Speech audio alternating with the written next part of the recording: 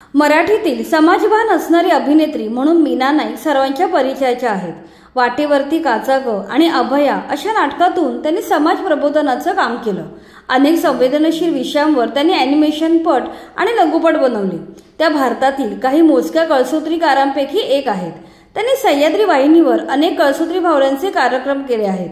तसेच मंथन आणि किलबिल या गाजलेल्या कार्यक्रमाचं सूत्रसंचालन त्यांनी केलं।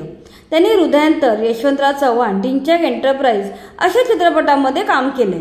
शिवाय त्या बॉस माझी लाडाची या मालिकेतही झळकल्या होत्या।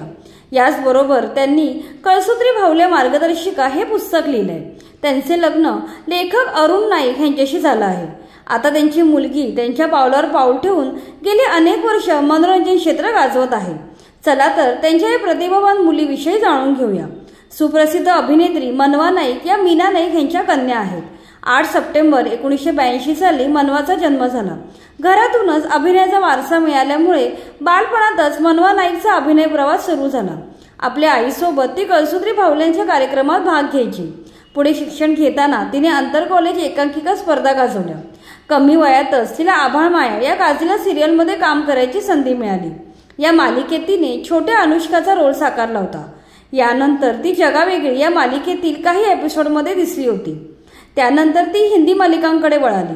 स्पेशल स्क्वॉड, खिचडी, बा बहू और बेबी या पॉप्युलर हिंदी मालिकांमध्ये तिने काम केलं। अभिनयासोबतच एकीकडे तिचं शिक्षण चालू होतं।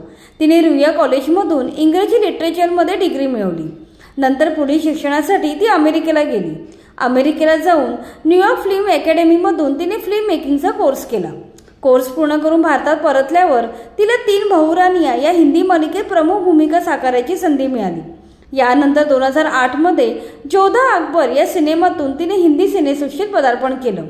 यानंतर लगेचच क्षणभर विश्रांती या सिनेमातून ती मराठी सिनेसृष्टीतही दाखल झाली। त्यानंतर तिने मागे वळून पाहिलं नाही। काही वर्षातच अनेक मराठी सिनेमात ती झळकली। या काळात तिने फक्त लढ म्हणा, जेता, नो एंट्री पुढे धोका आहे, काकस्पर्श, लंगर, शहाणपण देगा देवा, कॅन्डल मार्च, पिंडदान, जाऊ द्या ना बाळासाहेब, ढिंच्याक एंटरप्राइज, शासन असे अनेक सिनेमे गाजवले। याशिवाय झी मराठीवरील तुझं माझं जमेना या कॉमेडी मालिकेत लीड रोलमध्ये ती पाहायला मिळाली। अभिनय क्षेत्रात काम करत असतानाच ती दिग्दर्शन आणि निर्मिती क्षेत्रातही उतरली। तिने स्वतःची स्ट्रॉबेरी प्रोडक्शन ही निर्मिती संस्था स्थापन केली। 2014 साली तिने पोर बाजार या सिनेमाचं दिग्दर्शन आणि निर्मिती केली। या सिनेमाला यश मिळाल्यानंतर तिने मराठी मालिकांच्या निर्मिती क्षेत्रातही पाऊल टाकलं। 2016 साली आलेल्या चूक भूल द्यावी घ्यावी या गाजलेल्या मालिकेद्वारे ती मालिका निर्मिती क्षेत्रात उतरली।